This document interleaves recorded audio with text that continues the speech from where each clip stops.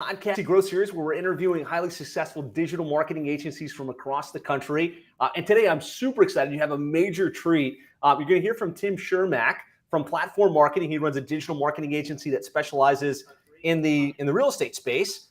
Has grown to multiple seven figures. And so I'm always excited to get high growth, really smart guys like Tim on. Tim, thank you so much for being here. Hey, Josh, it's good to be here. I'm excited. So I guess before we dive in, kind of for the audience, just let them know kind of what your background is, and we'll actually start with what platform marketing is and kind of where it sits today, like how many clients approximately, how much revenue, that type of fun stuff. Yep. So we are a digital marketing agency that just specializes in working with realtors. So we're all in on like residential realtors, and most marketing programs in our space are really built for like big teams. So like most of our competition, what we say, even in our like sales calls and whatnot, it's kind of part of our sales messaging, is that our competition is like, they're not really marketing agencies. They're software companies pretending to be marketing programs, because what they're really selling you is like a website template and a CRM. And then everyone has the same website template, right? So they'll sell the same website to, 50 realtors in the same city. The only thing that changes is your picture and your logo or whatever. To me, that's not really marketing, right? That's just you selling a website to someone. So what we do is actual creative marketing, where we're coming up with ad ideas. Primarily, it's all around social media right now. So 90% of the ads that we do are on Facebook, Instagram, that ecosystem.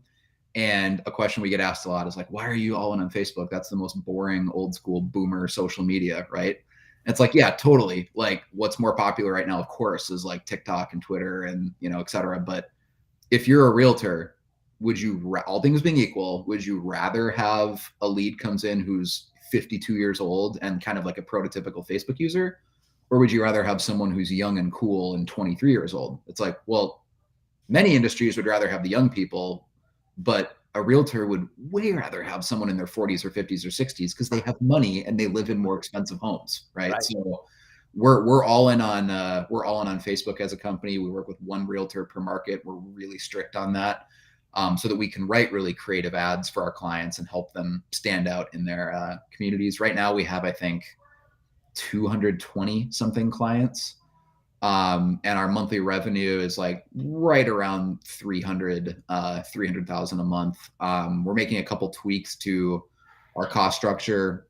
Like literally in the next 90 days, that'll probably add $30,000 a month to our revenue. So like within the next 90 days, if we keep growing at the rate we are, on our monthly recurring probably will be somewhere between 320, 330 to 350. And so we're hoping that, as we record this, it's like June of 2023, our goal for next year is to exceed $4 million in annual revenue.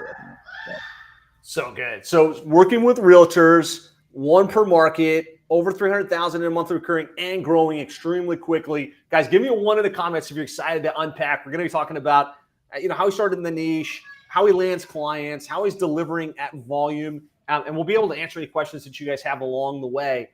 So what I'd love to hear now, kind of like we know where you're at and kind of like the scope of the operation. I really want to get into some of the higher level stuff. But if we kind of went back to when you started Platform, kind of where were you? Why did you decide to go after the real estate niche? Let's talk a little bit about that.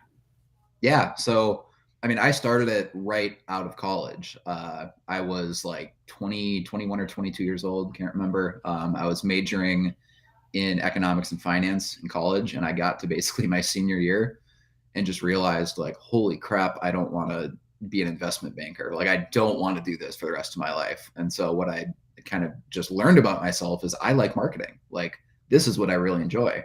And so I dropped out of college my basically senior year, which was just pissed off my parents to no end, because I was fortunate enough to where they were paying for my college. And so to drop out your senior year, they're like, what the hell are you doing? Like, just finish. You have one more year. And I kind of, I guess this is evidence of my salesmanship or persuasion. It probably was the reason I was meant to go into marketing, is I was like, well, that same logic could be inverted. If I only have 1 year left, I can always go back and I only have 1 year left. Right. So like, that doesn't mean I should finish now if I know what I want to do. And so dropped out, and I had no plan to go into real estate marketing. Obviously, I was a young college kid. It's not like I had experience selling real estate. But what happened was I went door to door to small businesses in my hometown. It was a small town in central Minnesota, right in the middle of the state. And I literally just door knocked. Like I would walk in and I would ask the front desk person, like, "Hi, can I speak to the owner or the manager?" And I would usually be carrying like a briefcase, and there was nothing in it.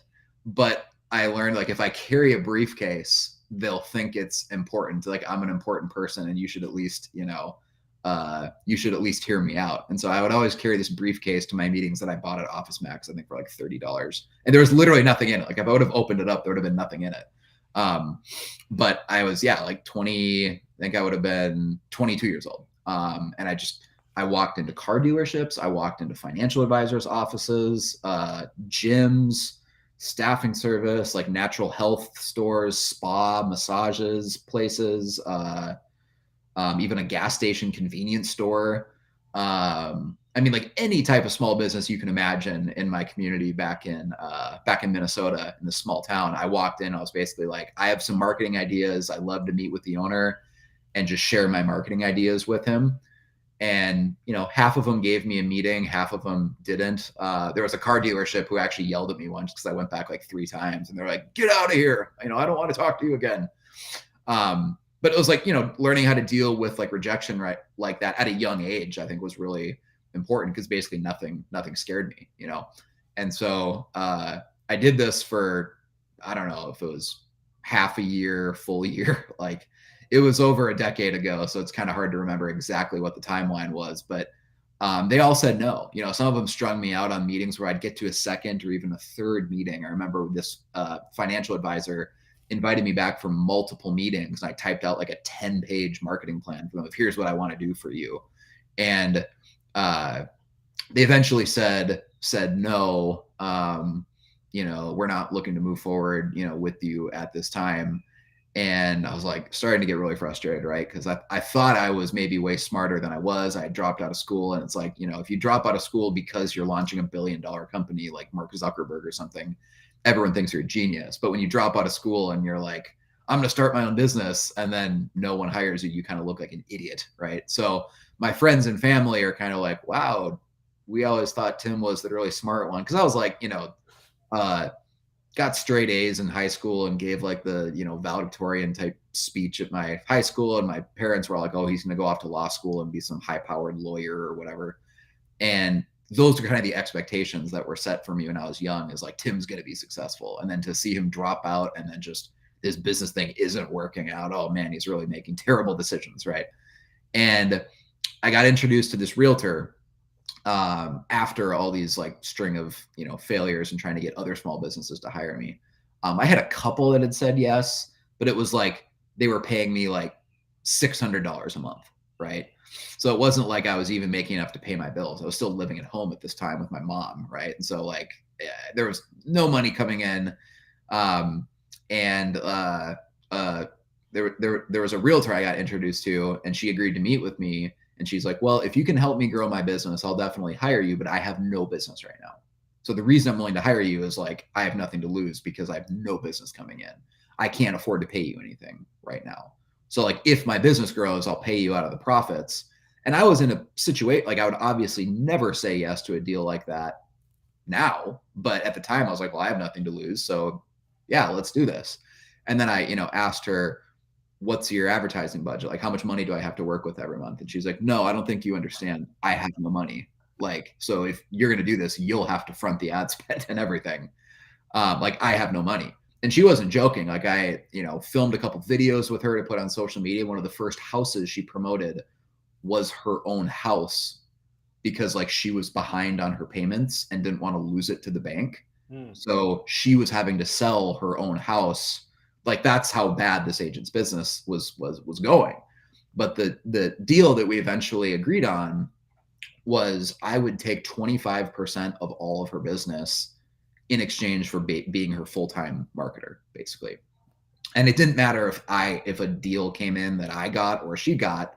I said, I want 25% of everything, because if I'm paying for the ad spend and fronting all this, like I'm not going to differentiate between if a lead came from one of the ads I did versus, like I just want 25% of everything. And she agreed because again, it was like, well, right now that's 25% of zero. Right. So she agreed because she was as desperate as I was. So it's kind of this interesting business partnership where both parties had absolutely nothing to lose. And within about a year, year and a half of that, something like that. I mean, like I had added 6 figures to her business where her income went from essentially 0 to 100,000, 150,000, eventually 200,000. And so here I am at this like young age, college age. And, she, for example, hits 200,000 in GCI, gross commission income. That's the phrase that realtors use. And like, I have a quarter of that. So like, if she makes 200, I'm making $50,000 a year. And as a young kid that still is literally living at home at this time, I'm like, I'm wealthier than kings, right? Like I'm making $50,000, a year. This is fantastic. And then I get reported to the state board because someone finds out that that's our arrangement. And I didn't know this. I'm, like 22 years old. But if you're not licensed as a real estate agent, you can't technically take a percentage of commission from deals. And it happened to be that her broker was actually the president of the Minnesota Board of Realtors for that year. So he didn't like lay down the hammer with any fines or anything. He just kind of said, hey, you need to find a different way of doing this because this isn't kosher. And so what we eventually did is I would just send her invoices like every month that just happened to equal 25% of her GCI every month. So some months I would send her different hours and invoices, and that's kind of how we creatively got around it. But eventually even that, they're like, hey, you can't be doing that anymore. You either have to get licensed or you need to figure out some sort of consulting fee that you're going to charge. And so that kind of became the genesis of what became Platform. Is I got a couple referrals from her, did really great work for those realtors, grew their businesses a bunch. And then they referred people to me. And so eventually it's like I had 10 clients that are, what I stumbled on charging was $1,500 a month because that just sounded like a nice round number to me.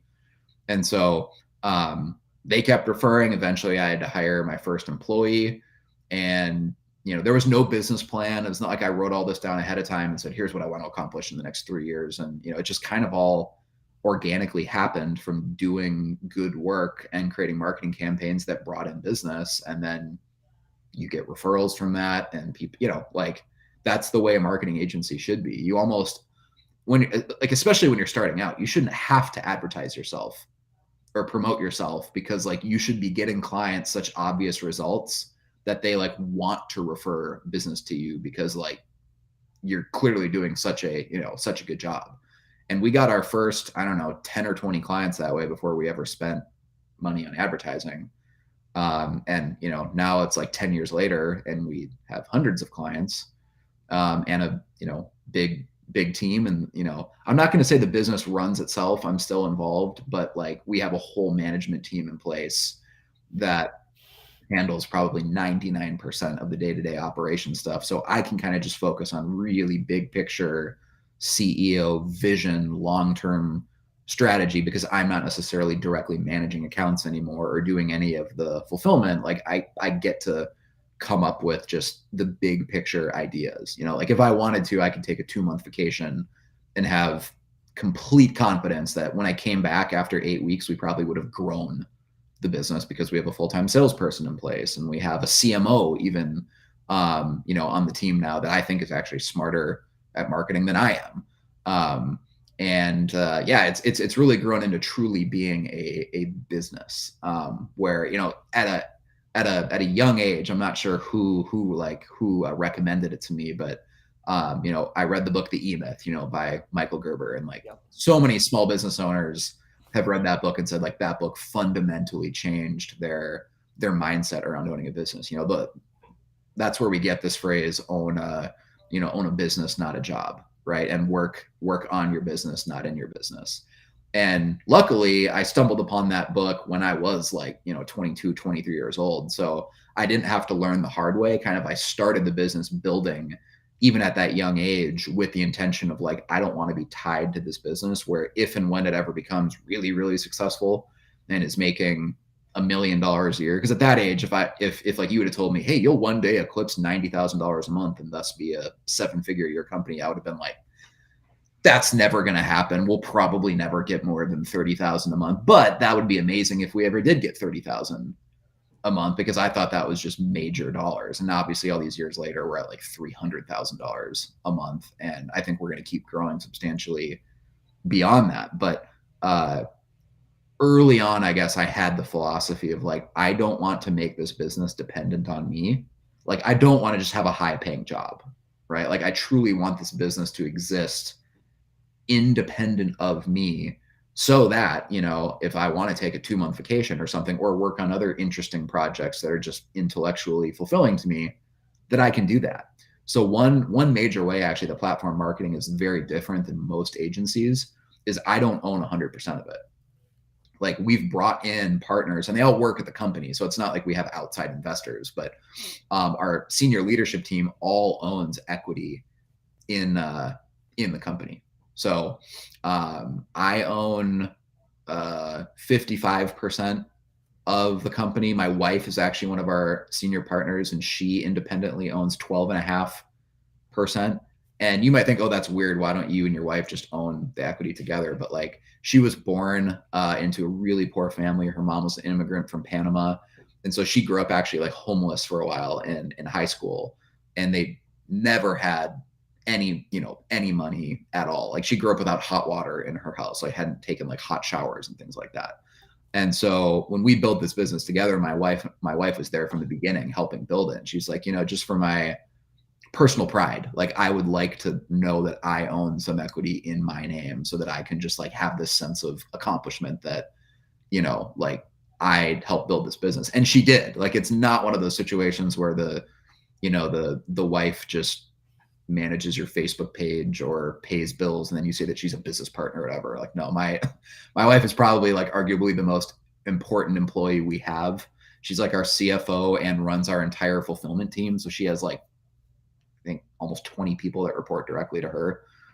If she was an outside employee, we've joked about this, but we're also like dead serious. Like, if my wife Bella were any other employee that wasn't married to me, and she came to me tomorrow and said, I need you to double my salary or else I'm leaving, like, we would have a very serious conversation about maybe doubling her salary. Cause like, that's how instrumental she is to the business. Like, it's not one of those situations where, oh yeah, he just added his wife to the payroll and they pay her a 6-figure salary. You know, it's like, no, she's absolutely an important part of making the company work. I bring all that up to say that she owns, 12.5%. Our GM of the company owns 12.5%. We have a CMO. I think right now the CMO owns 9% of the company. I can't remember what the exact cap table looks like, other than I know I own 55%. And so because of that, it's not like if we have a month where we, net $100,000, like, I'm not personally keeping $100,000, of that 100,000, I might keep 55,000, but I would rather build a business where the return on my time investment, if I'm only working in the business, let's say truly 10 hours a week, I'd rather make, 55% of our net income for working 10 hours a week than make 100% of it working 50 or 60 hours a week, because that frees up my time to do other things. And sometimes those other things are, I just want to go to the beach and read a book for the day, right? And a lot of business owners are tied to their business in a way that they can't do that. And so I'm grateful I read books like The 4-Hour Workweek or The E-Myth by Michael Gerber at a young age, because I built the business and had this mentality early on that I want to bring in really smart, driven business partners to partner with. And I say partners because they legally own equity in the company, right? It's not just like I'm paying them generous profit bonuses, like, they own equity in the in the business, so they're incentivized to make decisions that grow the company. And I tested this a couple of years ago. I actually took like a sabbatical to Alaska, where I just disappeared actually for, I think it was eight weeks. I drove up to Alaska, like driving from Montana all the way through like the Yukon, and it was like a 6-day drive of like 8 hours a day of driving, and rented an Airbnb in Alaska, stayed there for almost 6 weeks,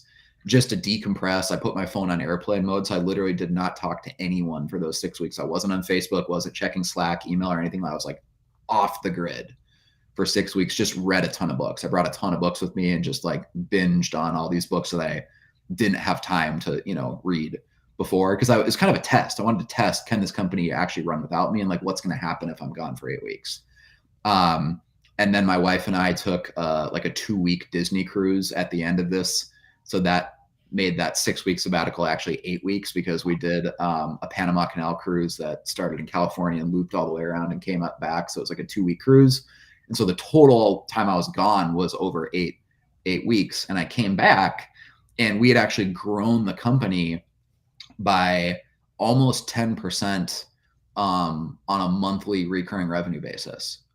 So I can't remember what the exact number was, but our monthly recurring had increased by 10% while I was gone for 8 weeks. It's like, well, that's pretty cool, because that, on an annualized basis, a 10% monthly increase is pretty huge. And so I just realized, like, I was hoping that it would stay the same, or at least not shrink. Not go down while you're away, right? Yeah. And so that kind of got me hooked, of realizing, because this was actually before we had brought in these other partners, and I realized, like, wow, we've really built this to the point that this business does actually operate without me. And so I've just gone all in on that philosophy. I don't think it's necessarily the right decision for everyone. There are some people who absolutely are going to be happier, and it's the right decision for them to own 100% of their agency or whatever. But for me, I have a lot of other projects I want to be working on that I don't want to just be head down in our agency for 60 or 70 hours a week. We just launched a mortgage company actually in the last month, and the goal is to build that mortgage company into being a $100 million plus company that'll actually end up being far larger than Platform, our marketing agency. And we have a CEO running that mortgage company and already employees on the payroll. And I'm just kind of like the main investor. I don't work day to day in that, but I advise all the marketing, right? So I wouldn't be able to do that and launch this mortgage company if I was working 70 hours a week in the agency. And so, there's just all sorts of other things I want to be working on. I want to always have a little bit of time in my schedule to say yes to interesting opportunities, so that's why we've set it up that way. So it's a lot different than most agencies, but it seems to be working. Our churn for most of the last couple of years was only 1 or 2% a month, even at hundreds of clients. It was like, we had months where we had 200 plus clients and didn't lose anybody. So if we got 4 random referrals in a month and didn't lose anyone, we have net negative churn. In the last couple months, our churn has been higher because, we work with realtors, and real estate transaction volume across the country at the time of this recording is down about 30% year over year. The Fed raising rates has absolutely, put a brake on the real estate market over the last year. And that's exactly what Powell wants to do. Powell has said, like, one of our explicit goals is we want to cool off the real estate market because that's driving so much of the inflation. And so it's working. Like, the transaction volume is down 30%, which is a different way of saying, if your town had 100 real estate transactions last year, this year it's only going to have 70. And so the pie has shrunk by 30% in terms of the number of deals that are out there for realtors. And so it's a tough market right now for real estate agents. I actually just did the math on this a couple of days ago. I was doing a little prep before this interview so I could actually have specific numbers to share with you. And I was kind of feeling depressed the last couple of weeks. I'm like, man, I feel like our churn is just really elevated over the last couple months. And then I actually looked at it in perspective, and I'm like, no, I actually think we just got a little bit used to having 1 or 2% churn every month. And we thought that was normal. And as of right now, the last 3 months in a row, our churn has been 5%, which is still in the ballpark of where a lot of agencies want to be, is 5%. And this is horrifically high for us. But when you're used to 1 or 2% or 0% churn a month. But the interesting thing is that we're losing, more people every month than we've lost at any point in the last couple of years, but we're selling more new people in every month than we're losing. So we're still actually, so even outpacing it. The average over the last 90 days has been, we make 12 sales a month, but we lose 9 or 10. And so it's frustrating to lose 9 or 10 when we got used to only losing typically 2 or 3 clients a month for years. Because when you go from 2 or 3 to 9 or 10, it's like this crisis of like, oh my God, what are we doing wrong? And it's like, oh no, the market is what it is. If you work in real estate and the market shrinks by 30%, frankly, if your business doesn't shrink by 30%, then you're doing something right.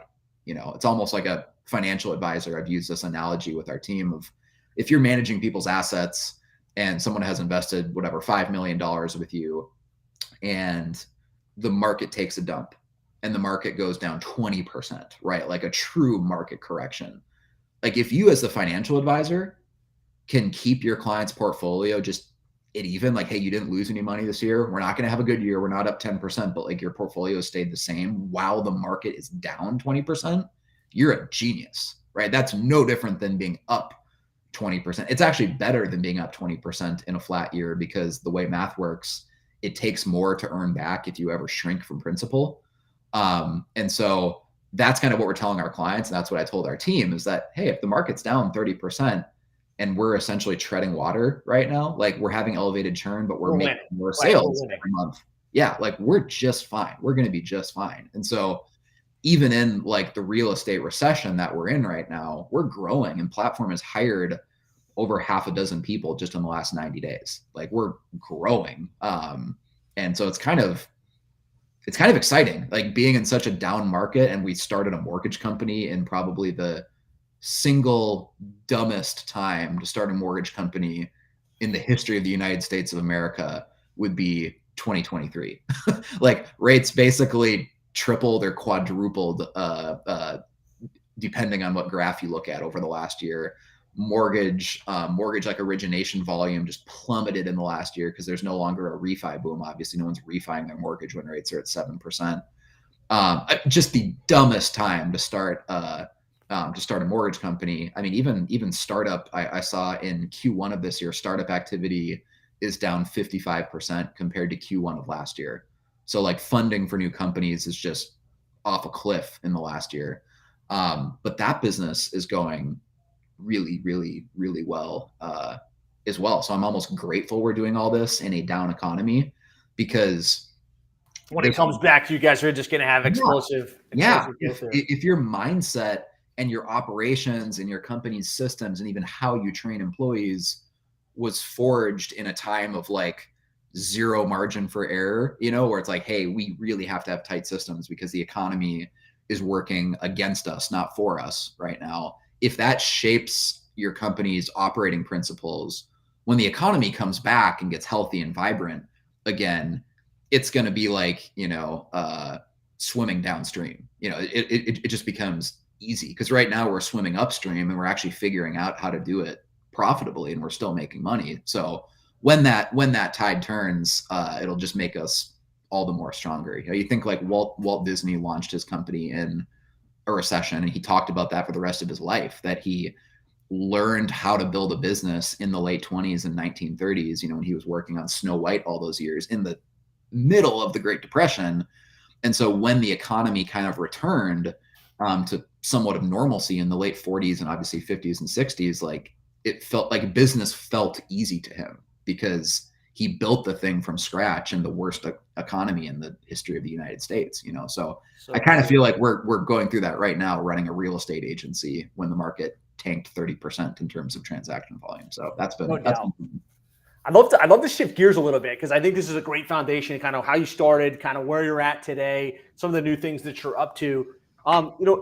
If you could, so like you kind of walked around with the empty briefcase, you landed the realtor. I think for those of you that are kind of in that space, what Tim did that's powerful is he went deep. Like he worked with that client, he got the results, he figured something out, and it led to massive growth within the niche. If you're up for it, could you talk a little bit about kind of what the package looks like and what you're providing to these realtors, and kind of what the service mix is? So we charge $1,820 a month, so $1,820 a month, and then that's plus whatever ad spend the client wants to spend. Obviously, we're managing all that for them. We usually recommend $1,000 a month of ad spend, but some of our clients spend $2,000 a month or more. We just say, like, don't hire us for $1,820 a month to manage a $400 ads budget, because that just doesn't make any sense for you. So That's what we do. It's focusing on Facebook, I said, because I think that's where realtors should be spending their money right now. They're going to get the most bang for buck with Facebook ads.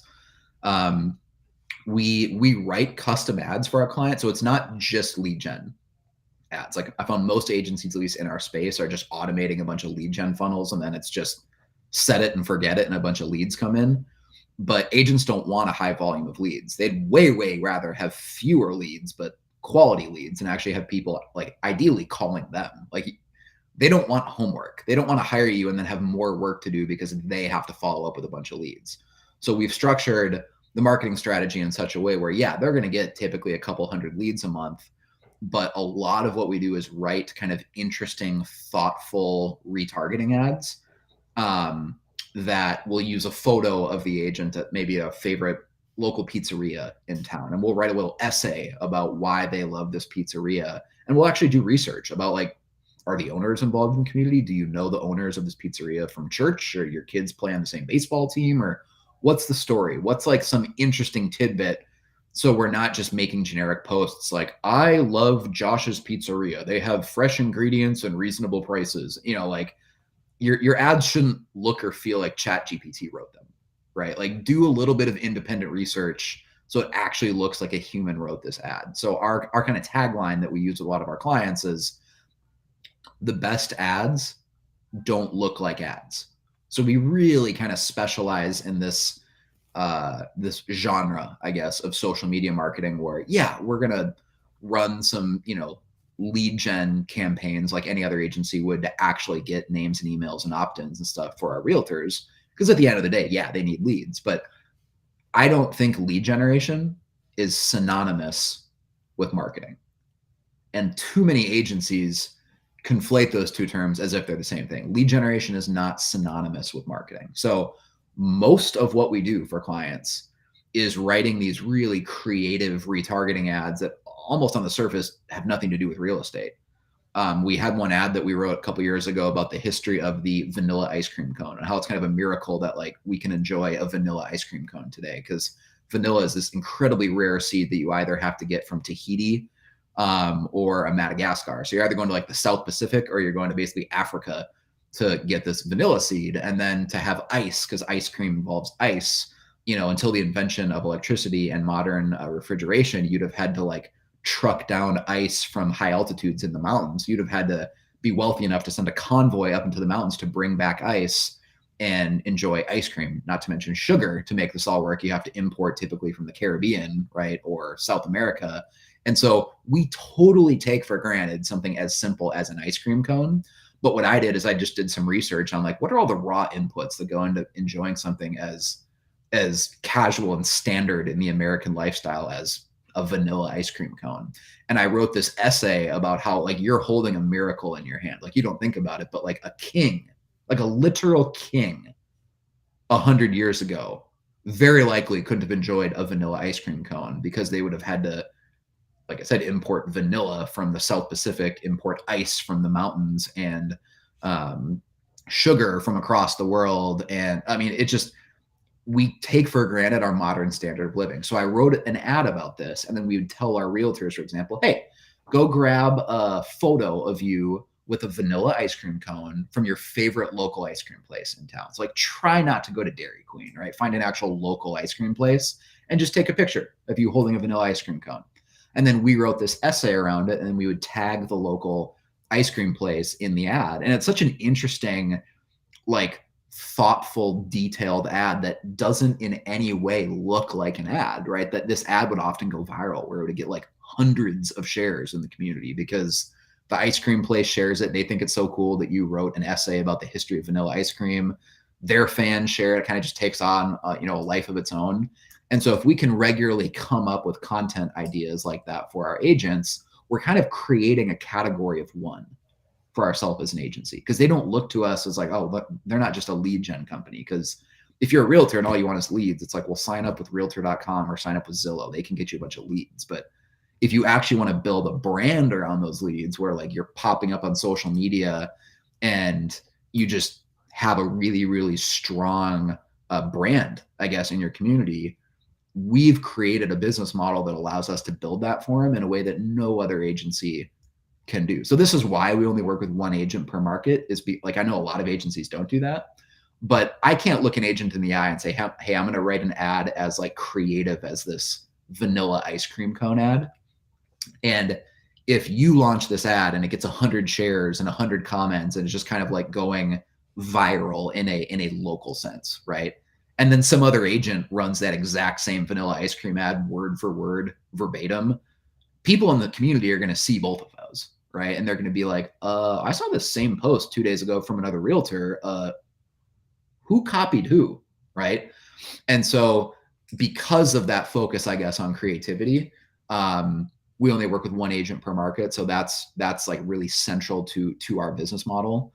But yeah, that's kind of the main delivery. We, set up obviously email autoresponders and all the things a normal agency would do when leads come in. We have weekly phone calls with all of our clients too, like one-on-one calls. So I have an account management team that does that, and that's all Americans. So that's another thing that I know a lot of agencies don't do. Like our salary or our payroll as a percentage of our monthly revenue is probably substantially higher than most agencies are. But I believe that our business model, to execute on my vision for what we're going to be like, that's just the reality. We have to have higher costs than a normal agency. We're not just hiring a bunch of VAs and having them be, account managers for our clients, because they're hopping on the phone every week with our clients and kind of doing marketing strategy calls for typically 20 or 30 minutes a week, which means each account manager can probably only work with 20 to 25 accounts.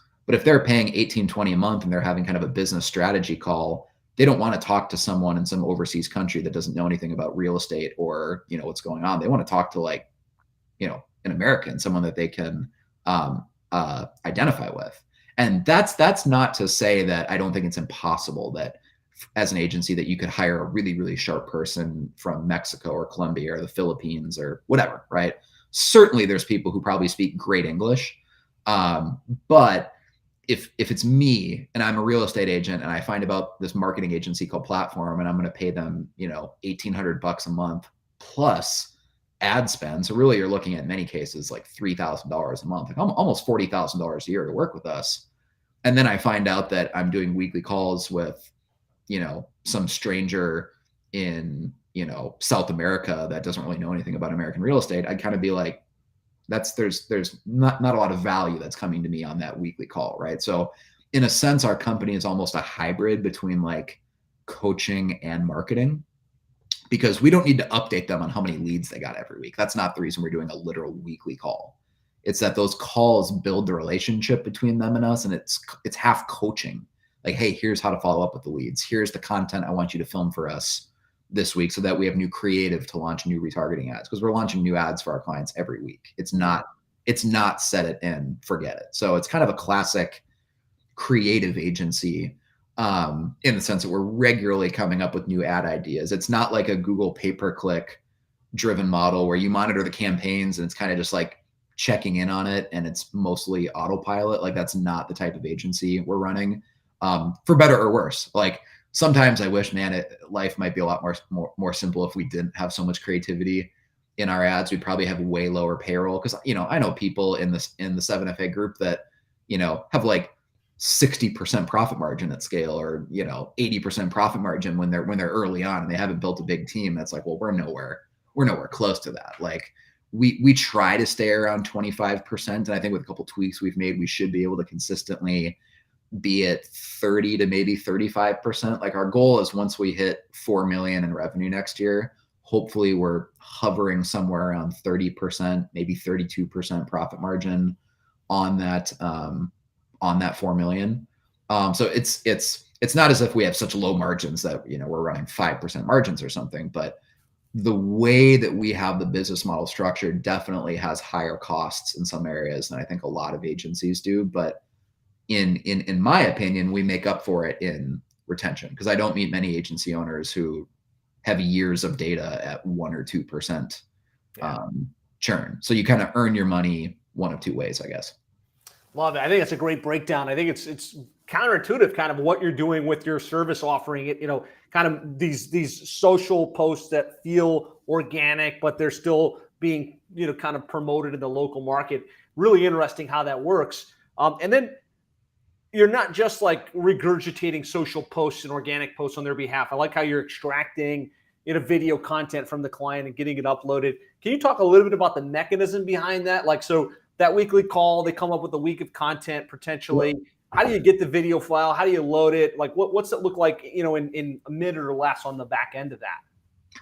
So this is probably evidence that I wasn't lying when I said that the company runs itself and I'm not super involved in day-to-day operations, because I can't even tell you the details of like Amazing. How our account management team has built the systems. But I know that it basically uses what we do as a Google Drive, and we just have shared folders with our clients where we have a weekly call and we might tell them like, hey, this week your marketing homework, to use the example of that vanilla ice cream ad. It's like, it's not even a video this week. Just take a photo of yourself with a vanilla ice cream cone, and then we'll show them an example of another client who's already done that ad, so that here's what it should look like. Frame the photo like this. This is about how close up you should be, whatever. And then upload this photo to the, the drive. And then the account manager gets that, kind of does a quality check on the content, whether it's a photo or video, so sometimes they submit listing videos. In that case, like the account manager is usually reviewing all the clips to make sure that, hey, are these good clips? Do we need to tell them to film it again? Once they've done a quick overview on like QC, then our account manager submits it to our ads team. And that's, we call it the ads team. I found out a lot of agencies call it the fulfillment team. We call it the ads team. Right now we use Slack to communicate across the team, and for project management and making sure like stuff gets done, we use Monday as kind of our project management system. And it seems to work really, really well. We have a team overseas in the Philippines now that's up to 20 people, I think, that's on the ads team. We have Americans who proof everything. So anytime an ad's about to get launched, whether it's a video on YouTube or Facebook or whatever, it's often a Filipino doing the initial video editing or the initial launch of that ad. But then in America, we have a system where an American always has to proof it before it goes live, because we want to make sure that there's no language communication barriers where, something was spelled incorrectly or anything like that. But we actually do the same system with Americans. So even if an American edited the videos launching the ad, another American still has to proof it. So it's not just because we have people in the Philippines. We actually did that before we ever had a team overseas. But that's the process for how ads get launched. Usually we aim for like a 48-hour turnaround of when a client submits content to us to when an ad gets launched. Obviously the team overseas is on like a 12-hour time difference. So that makes it interesting there's only a couple hours of every day where we can really like communicate with them when we're both awake, but that's how it works on the back end. We pay most of our team in the Philippines $6 to $8 an hour. A couple of them, can make even more than that, but we get really quality people. And I found that some agencies pay less than that and they've had negative experiences with overseas talent. I'm like, well, pay more, right? It's like, that's what you get when you pay $4 or $5 an hour. Because at least in the Philippines, I can't speak authoritatively on every other country, but approximately, depending on the city, the cost of living of where the specific person lives, it's going to be about a 4x multiple on what you pay them is like the American equivalent for their standard of living. So if we pay someone $7 an hour, we're getting someone who has the approximate skill level of what in the US you'd be getting for a $28 an hour employee. And at $28 an hour, like an easy trick to kind of figure out what that translates to in annual salary, because I know most people think in terms of annual salary, not necessarily hourly wage, is assuming you're talking about a 50-week year at 40 hours a week, it's 2,000 hours in a standard work year. So it means you can basically just multiply by 2 and add some zeros. So if you're paying someone $30 an hour, multiply 30 by 2, it's 60. $30 an hour is the equivalent of $60,000 a year. Like, that's putting it in annualized terms. And so if you're hiring, again, a Filipino employee for $7 an hour, they're earning really the equivalent of like $28 an hour. And so if you put that in annualized terms, you're paying that employee just shy of 60 grand a year. So you're getting like a smart person, right? If you pay someone $8 an hour, then that's almost a $70,000 a year, employee. And so I think a lot of agencies have had negative experiences, maybe hiring people overseas in whatever country because someone told them, hey, you can get Pay the people. bottom, right? Yeah, There's always a benefit in kind of paying a premium for yes. the right people. Yeah, there's absolutely an arbitrage there where if you can technically hire someone for $5 an hour and someone who can, I guess, technically do the job, it's like, well, I guess that's one way of doing it, but I'd rather keep our major costs down and pay people $7 or $8 an hour, even if they were willing to work for $5. So this is a point I'm making. Like, even if they would have said yes to a $5 or $6 an hour job, I want to pay them eventually $7 or $8 an hour because our company is not going to miss the couple extra $100 a month that costs us, if they're working full time for us 40 to 50 hours a week. It's literally a couple $100 a month for us, but for them, that's the difference between being like lower working class versus like middle upper class, is paying $8 an hour versus $5, right? And so we've been working with the team in the Philippines now for, I think, coming up on 3 years. And maybe I can fact check this with my wife because she actually manages the entire team in the Philippines. But like, to my knowledge, we now have almost 20 people in the Philippines. We've never had someone quit in 3 years. Nice. And that's a lot to do with your retention of your team and your clients, right? If you retain the team, there's consistency, it's going to impact your retention on the other side as well. Yeah. So, I mean, it's just a quality over quantity play, right? Like, you could either make money as a company by trying to keep your expenses as low as possible and cutting corners on everything that you can, or you can make reasonable decisions. Like, I'm not saying we blow money on random things that make no sense, but like, make reasonable decisions on costs and then focus your energy, like your actual mental energy, which is scarce, on bringing in more revenue and doing more creative things. Because I think there's a higher upside to that. Like, you can only cut down to a certain level, but the amount that you can grow your company or increase your margin is essentially, infinite. I mean, like, we raised our price last year by like $100 something a month, and basically overnight increased our, net profit every month by over $20,000 a month, just because we ran the numbers and we're like, hey, we think we can raise prices here by $100 a month. And that gave us money to give raises to a bunch of employees. Like, I didn't view that money when that extra, net income came in as, oh, sweet, Tim makes an extra $20,000 a month. Even before we did it, I viewed it as like, this money, almost all of this is already going to go to just giving key employees raises. So even our American account managers, like 3-4 years ago, the average we were paying them was $45,000 to $50,000. And we had some people who were like rock stars that were making $55,000 to $60,000. And now the average account manager platform makes $60,000. And the people that we think are elite make like $75,000 plus full benefits, health insurance, all that. So really their total comp is in the 80s.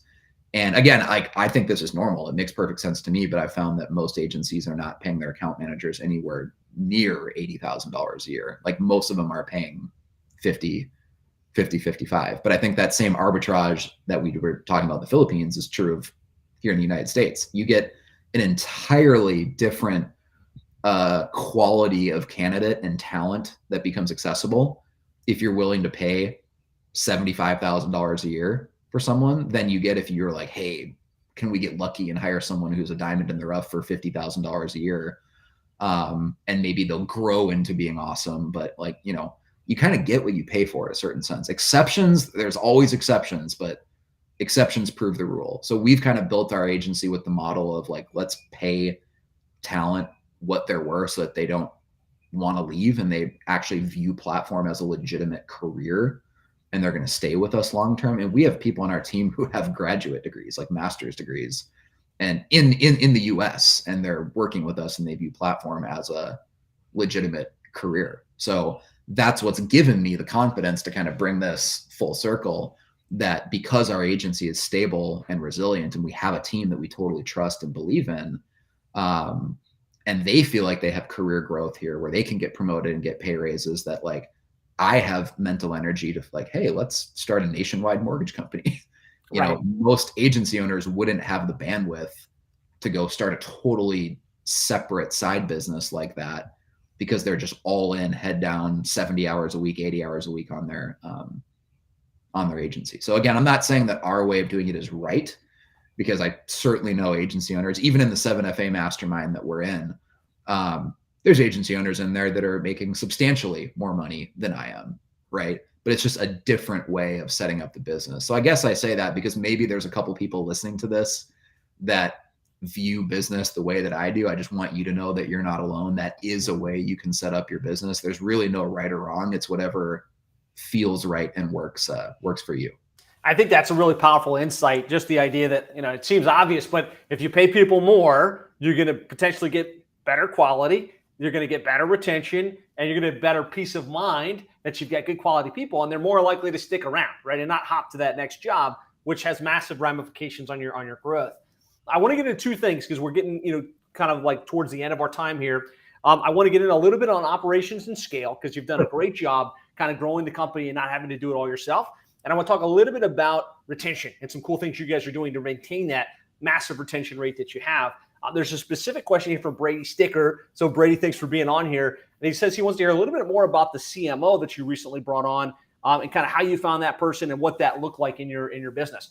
Because I think a lot of us that are kind of at that multiple seven-figure mark, we're really busy on maybe the sales or the marketing side of the business. And that's one of the key things. If you can figure out how to let go, can create that freedom to work on big projects like your mortgage company or whatever passion plays you have in place.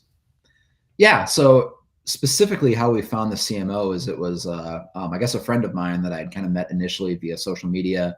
He was running an agency in Minneapolis, and they actually had a brick and mortar location in the Twin Cities.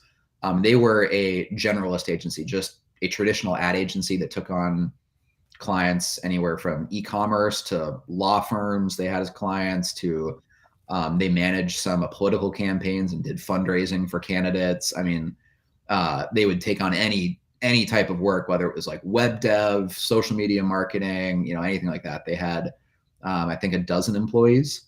And it was one of those where it was just like you work super, super hard to get to 1 million or 1.5 million in revenue, because it's just like white knuckle every month, like bringing in new sales to replace the people quitting. And, and I had a lot of respect. His name is Max. How Max built this agency, because I don't know if in that business model, if I would have ever been able to hit $1 million a year. It's really hard to scale an agency if you don't specialize in a specific niche. Because if you do a great job for a law firm, like I know Max's agency had a law firm, and they were, I forget what they were charging them, whatever, $4,000 or $5,000 a month was their retainer plus whatever ad spend. And they were doing a great job for them. It's like, well, the law firm isn't going to refer them to other law firms that they know, because they don't want their competition to hire Max's agency, and so there's just a lot of businesses where if you're a generalist agency, like you don't even necessarily benefit from the referrals that naturally come from doing good work. If every new client, you have to start from zero and learn the institutional knowledge of that industry. So I feel like Max was trapped, and Max is the guy who eventually became our CMO. Max was trapped inside of a bad business model. Like, he was really brilliant. He was really smart. He was great at sales and, building the marketing campaigns and the strategy, but his talent was being held hostage inside of a business model that didn't allow him to maximize the true value that he was bringing. So he was working super hard and struggling to even break like 6 figures consistently in take-home pay. Even though I thought he was a brilliant marketer. It's just like the business model he's in wasn't allowing him to pay himself what he was actually worth.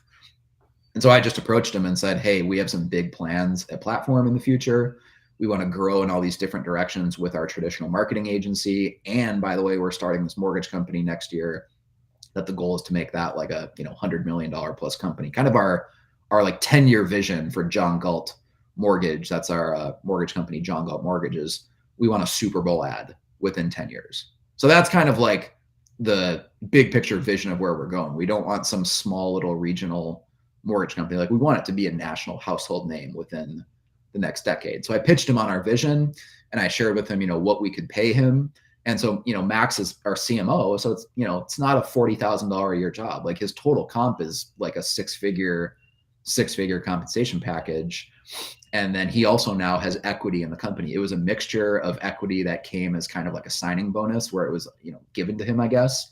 And he bought in some equity from the rest of the partners. And so it was a combination of like, being willing to pay a six-figure salary and him having equity in the company. Cause he flat out told me that, I would have never come and joined you guys if it was just a nice salary. Cause I'm an entrepreneur at heart and I want to chart my own course and I want to believe that I'm like the captain of my destiny. Right. Like I wouldn't want to work for someone if I didn't own part of that company. Like I wouldn't want to be on the team if I wasn't actually a partner, like legally a partner in the business. And so it was kind of a no-duh decision to me because I genuinely think Max is smarter than me at marketing. Like Max knows more of the technical side of things, of setting up Google campaigns or Facebook or troubleshooting this or that than I do. I think of myself as a big picture idea guy and a copywriter, and Max is much more attuned to, I guess, just the finer granular side of setting up marketing campaigns. So I thought it was such a win-win to bring him in, kind of manage all the marketing strategy at a high level, and put us in a position where we can truly scale. So like, did that mean our profit took a hit this last year? Like, yeah, because now we have another person on the payroll who's, their total compensation is like six figures. And, so yeah, like it means our profits are lower in the short term, but you have to be willing to make those investments if you want to have more profit over the long term, because I think Max unlocks levels of growth that otherwise we would not have been able to hit if we were held hostage by just my time as the CEO being a limiting factor. So yeah. So good. Yeah, I think that's a great explanation of kind of how you went about it and kind of how you made it work. And it's a different way of thinking, but if you can give some equity at the top of the business, you can get true bought-in entrepreneurs that will run with the ball and not just be like, okay, this is my job and I'm going to work 9 to 5. So I think it's really interesting how you've structured these, limited partners that are able to come into your business and really be bought into what you're doing and help accomplish the big picture vision. As it relates to operations and scale, so you went from one client to 200 plus. Now you've got a multiple seven-figure business and it's continuing to grow. You said you read the E-Myth. Talk to me a little bit about like how you structured SOPs, operations management. Like, how did you pull that off in your business? And like, what are some tactics for the agencies that are looking to make sure that they systematize their business in the same way? So much of it, I have to give credit to my wife, Bella, because she built so much of like the trainings and systems and processes for making our company efficient to where there actually was profit left over, every month. She actually keeps an annual tally of like, we used to only have Americans on our ads team. So we were paying Americans, like $25 an hour to $30 an hour to like do basic things like splicing videos that come in and, launching ads. And at the current size we're at, had we never moved to using at least partial overseas talent on our ads fulfillment team, like currently this year, it accounts for about $25,000 a month in net savings. So $300,000 a year of net profit is just because of that one decision and the systems that she's built for handling fulfillment. So I honestly have to give her a lot of the credit on that. I think one of the most important things that we've done that, again, I've seen most agencies don't do this, is we have a weekly rhythm of calls with our clients. So we're just in touch with them substantially more than most agencies are. Like most agencies have kind of I've found the standard is typically a monthly check-in, and sometimes it's over Zoom, Loom, whatever. And you're kind of just going over the numbers. We do a weekly call. So like, assuming that, you're off for 2 weeks of vacation a year or whatever, like that means every year we're talking to our clients 50 times on the phone. And so if a client has stayed with us for 4 years, we've had 200 phone conversations with them. Like we get to know them better than they probably know their friends and family. And so that depth of a relationship, I think, is what keeps our churn so low. Is they truly view us as business partners. Like they don't view us as like their Facebook ads company. They view us as like a business partner who just happens to also be managing their marketing, if that makes sense. So that's kind of the key to our operations. It's not that we have some genius tech stack of an automation we set up with Slack or Monday or ChatGPT or anything like that. It's that all that stuff is kind of obvious. Like when you're running an agency, you'll just figure out the systems and processes for how all that should go. But I think that's probably the key, is that we invest more in like the amount of time we spend with clients is just such greater than other agencies. We have an annual mastermind we do every year that probably 80-90% of clients attend it. We don't charge anything for it. You just show up. I mean, last year we had almost 200 people there, and they spend 2 full days with us in person in Florida. And we bring in some guest speakers. I give a keynote, and it's just kind of an in-person kind of like family reunion experience where all of our clients get to meet each other, hang out. Again, it's in person. It's not a big Zoom online webinar. It's an in-person event. That's a huge driver, I think, of the sense of community that we've cultivated. We have a private Facebook group where people can share best practices. We do things randomly, like we sponsored a rodeo the last couple of years, like a pro rodeo in South Dakota. That's kind of like a camping excursion where we encourage people, hey, join us in June. Like Platform is sponsoring a pro rodeo. Bring your RV, tents, whatever, and we're just going to hang out. There's no real business purpose. It's not like we have speakers or we're formally masterminding together. It's just come and hang out with us. Like I'll be there. Like what other marketing company can you say you get to hang out and go camping with the CEO and just roast marshmallows together and watch a rodeo at night? We even sponsored a pro bronc rider, Tanner Oss. He's like a top 10 bareback bronc rider in the country. So he's like legit. It's not some random guy I met who, is just does county fairs or something. Like he's like a top 10 in the country bronc rider. And he's gone to the NFR, which is in the rodeo world. The NFR is like the finals. It's called the National Finals Rodeo. It's in Las Vegas every year. And that's where like the best in the country go to see who's like the world champion. He's qualified for NFR, I think like 7 or 8 times now. Like the last 4 years in a row he's been there. So like he's riding this year with like a Platform sponsorship where he wears our logo on his uniform. And so we'll use our Facebook page and our Facebook group of clients, like share updates on how Tanner is doing. Like, hey, here was his score at the rodeo last week, and has nothing to do with real estate, right? At all. There's not even an indirect tie-in, but it shows our clients that like they're a part of a community that's different from anything else out there. Like Zillow isn't sponsoring rodeos or other marketing companies in the industry. Like they don't sponsor pro rodeo cowboys. They don't have camping excursions where you can go hang out and just, eat pizza or drink beer or roast marshmallows with like the team that handles your marketing, but we do that because we actually want to get to know, clients. And like a lot of them have actually become friends, as cheesy as that sounds. Like, I mean, when they've worked with us for 5 years or 7 years or whatever, they kind of become friends. It's like much deeper than a typical agency client relationship. And that's what we're going for. Like, we're never going to be the biggest agency because we have this model of one client per market, right? And we define that pretty generously. So even like a city like Knoxville, Tennessee, like we have one client who gets the greater Knoxville area. It's not like one, like we don't define a market as like one zip code or something. It's like, no, your city, right? And so I think we'll probably max out around 250, maybe 275 clients total. Because at a certain point, there's just not enough cities left in available, to where we can have a client.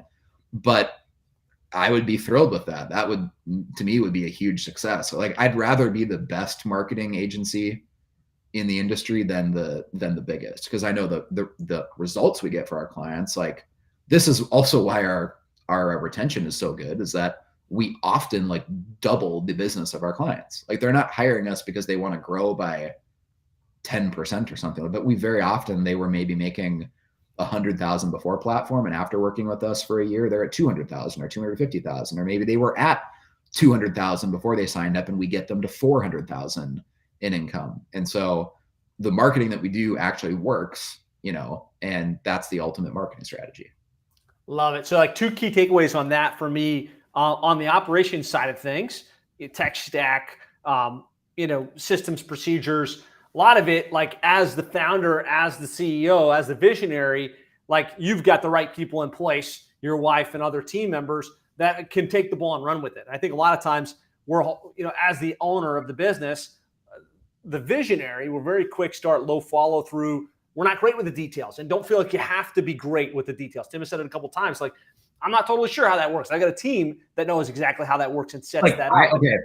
I would actually not be able if because we have really generous PTO policies. We actually let our employees have 40 days a year of paid time off.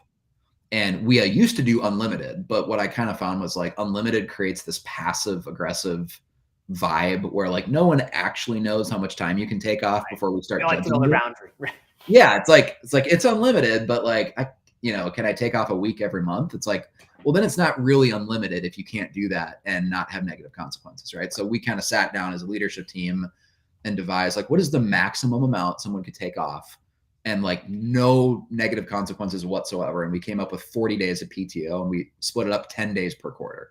So you can't just take off the last 40 days of the year, but it's 10 days per quarter. So every 3 months you can take 2 full weeks off because obviously 2 weeks is 10 working days. And so we encourage people to take that off because we don't want our employees to get, burnt out.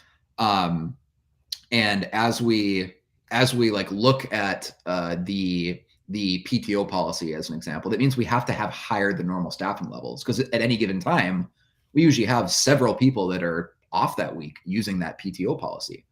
But I actually can't step in and do an account manager's job because honestly, I don't even know all the workflows they use on a day-to-day basis. Like I would not be able to hop in and like sub in for an account manager for a week, nor would I be able to do it on the ads team because I'm not even trained in on all the random software they're using. And I think that's the true measure of, are you actually the CEO of your business or are you an employee, a worker? Exactly. So, and I don't know how to do all those things. I just saw there was a question in the comments. Does that apply for overseas workers as well? Like, yes, we give our people overseas paid time off. And we also pay them bonuses if they do a great job on, something. We'll pay them bonuses. We pay like a 13-month bonus in the Philippines where you pay them an extra month salary at the end of every year. It's like a very good job working at Platform. We've actually sourced probably half the team we have in the Philippines, is just an estimate off the top of my head, are referrals from people who they know in their personal lives of like, you've got to get a job at this Platform company. It's like a great place to work and good pay. And so we don't have to waste a bunch of money on outside talent firms because people like enthusiastically refer their friends or family to us if they're qualified, obviously. That's awesome. Yeah, you've created a great culture to work, which creates a great experience for the clients, which is driving growth, is also driving retention. So on the ops side, don't feel like you have to know it all. Really, most of the multiple 7-figure agencies that I deal with, they couldn't answer the questions on operations because they removed themselves. One of the first things you should do is remove yourself from operations and get people that can really make sure the trains run on schedule and that the operations are moving forward. On the retention side, you mentioned it multiple times. So, there's 99, 98% monthly retention kind of across the organization over the years. I think weekly check-ins is a big part of that. Driving great results is a big part of that. And the big idea that a lot of you guys could do that most of you don't is creating community across the client base. So if you've got 50 clients, 70 clients, 200 clients like Tim, put together a Facebook group where it's not just you sharing what you're doing, but where they can kind of mastermind with each other.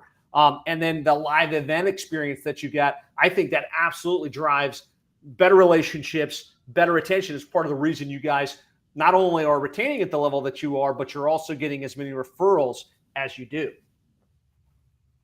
Yeah, I think the one word answer to what's the secret sauce of a retention and all these positive vibes you have in the company, it's community. Super cliche, totally aware that that's just a stereotypical answer to say, oh, we invest in community, right? But like, how else do you rationalize why we would spend $10,000 to sponsor a pro rodeo cowboy that has nothing to do with real estate, right? Or that we spend probably upwards of $10,000, $20,000 sponsoring the rodeo every year that we sponsor. It's just a camping excursion for our team and any clients who want to join us. But the last time we sponsored the rodeo, we had 3 clients' families who drove up all the way from Texas to South Dakota, which is like a 12-hour drive with RVs, brought their kids, their wives, their entire families.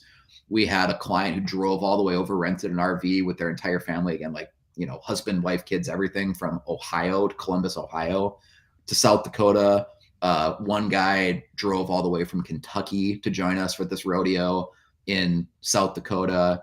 I'm forgetting where we had people come from. I mean, like we had one who came all the way from Arizona to South Dakota for this rodeo. It's just, hey, come out with us and hang out.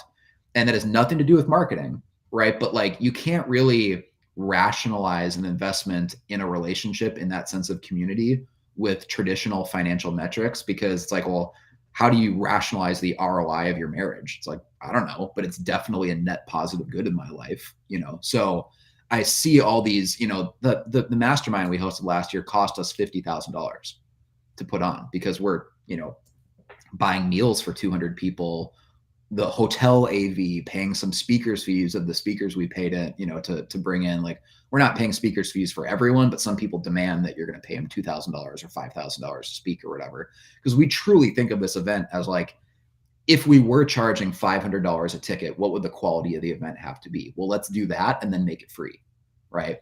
So we view the event as like an annual $50,000 investment in retention and community, because getting to meet clients in person, like if you were in our Facebook group, every year when we announce the mastermind, because we're about to do it this week, actually, in our Facebook group for the mastermind at the end of 2023, you'll see all the veteran clients just immediately light up the comments in this Facebook group of like, you have to go. If anyone's reading this and you're a first year platform client, I'm just telling you, make time to attend the mastermind, because it's the most important event you'll ever attend. It's better than any real estate conference you've ever been to. And like, we're not saying this, our clients are saying this about the event. Like, they'll say, I've been to Tom Ferry events, I've been to the National Realtor Conference, I've been to the annual REMAX convention, or I've been to this event or that event, and the platform marketing mastermind blows it away.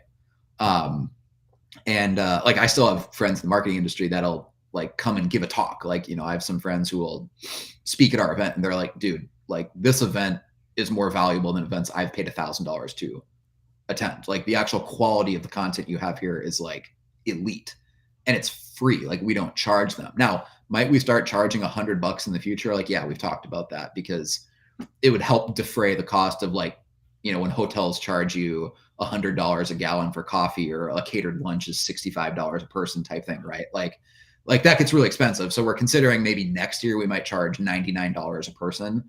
And we're still losing substantial amounts of money on the event. Like, it's not a profit center when you know, charge $99 a person. I mean, Josh, you obviously put on events, you know how expensive they are.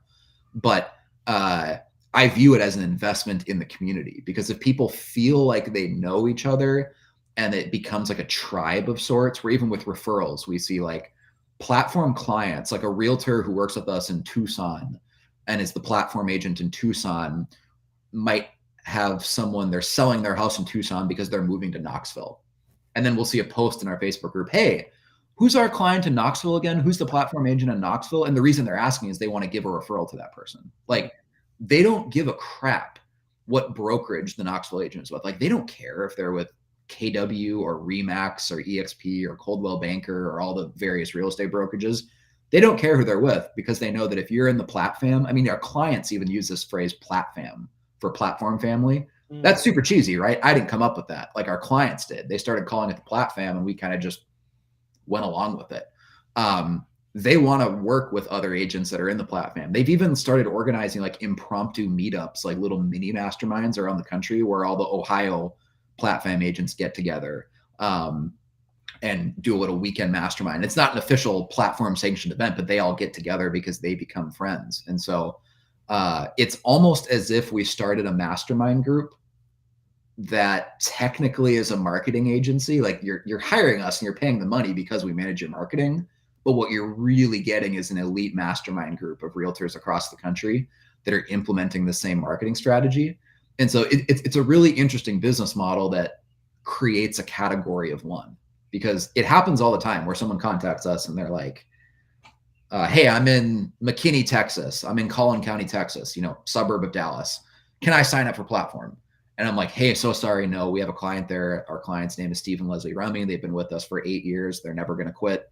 So no, that market's not available. And they're like, okay, well, can you refer me to some other company that does the same thing as you?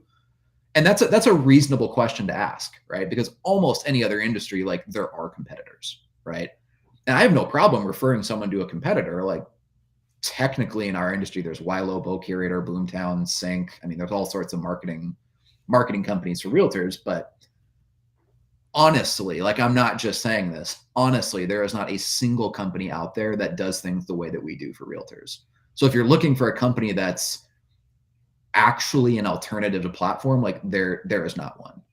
And it's just a much more interesting way of doing business for me to know that I don't actually have competition because we've created such a unique business model that I don't have to worry about what our competitors are doing or keeping up with the features they're adding or what new marketing services are they providing. Because like we're honestly not in competition with them. We've created such a unique business model that we do our own thing. And as long as the results are there, I just think it's a much more interesting way of doing business, like creating that category of one. Love it. Great stuff, Tim. Lots of great insights here on how you grew the business, how you serve your clients, how you're, improving retention and having such great retention that you have. Kind of some ideas on how you've structured your team, and really appreciate you sharing your wisdom, your abundance mentality coming on here and kind of sharing what's worked for you. Guys, if you have follow-up questions, be sure to put them into the Facebook group. Tim is in the member community. He can help out and answer some questions. Tim, if they wanted to connect with you, any other ways to connect with you? Yeah, I'll just share my personal email. It's just tim@platform.marketing. So there's no .com. It's just tim@platform.marketing. So good. Guys, thanks for listening. If you got value, hit the one comment here. Be sure to tag Tim and thank him for sharing and all of the great insights. Tim, kind of as we wrap up, if you had one additional piece of wisdom for the listener, the agency that's trying to get to the next level, what would that be kind of in closing today? Focus on getting actual client results. Like any problem that you are dealing with in your business, in your agency, is usually downstream. It's derivative of the fact that you're not getting enough client results. Because even if when inevitably you screw up on something, like there's an error on an ad or a client didn't get good results for a month or two, if that's happening in the context of the other 99% of the time that they've worked with you, the results have just been clear. Like you doubled my business or you tripled my business, or like every dollar I'm paying your company, I'm getting back 5 in return or 10 in return type thing.